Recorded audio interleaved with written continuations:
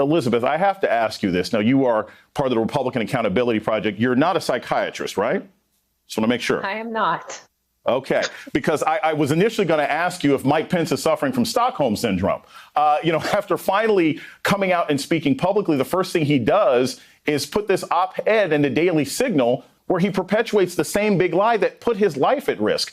When you're working with Republicans and having conversations, what did they think about this op-ed and how ridiculous is it that Mike Pence is saying on the one hand the election was fraudulent, but on the other hand wouldn't supposedly go along with this fraud when he was actually in a position to do something about it?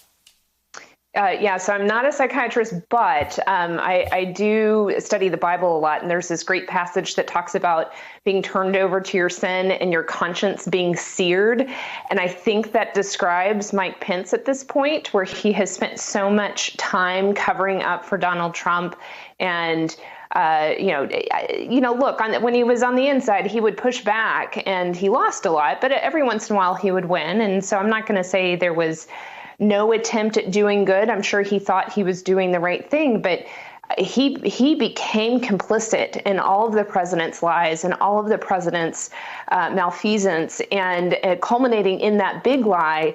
And if your life getting threatened doesn't break you out of it, I don't know that anything will. And I think what's particularly dangerous about his line of arguments, and you're starting to see other Republicans pick up on it, is they're kind of moving away from the election was stolen and they're whitewashing it. They're just talking about, we just need to make sure that there's no fraud in elections. And of course, it's a dog whistle. The base understands that what they're talking about is fixing what they believe was a stolen election.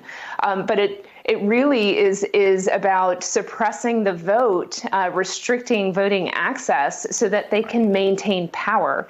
And that's really dangerous. That's a dangerous place for the Republican Party to be against voting access. But sadly, that's where we are. And I don't think he's ever going to snap out of it. Hey, thanks for watching our YouTube channel. You should know that you can follow today's top stories and breaking news and catch up on your favorite MSNBC shows all in one place. Download the NBC News app today.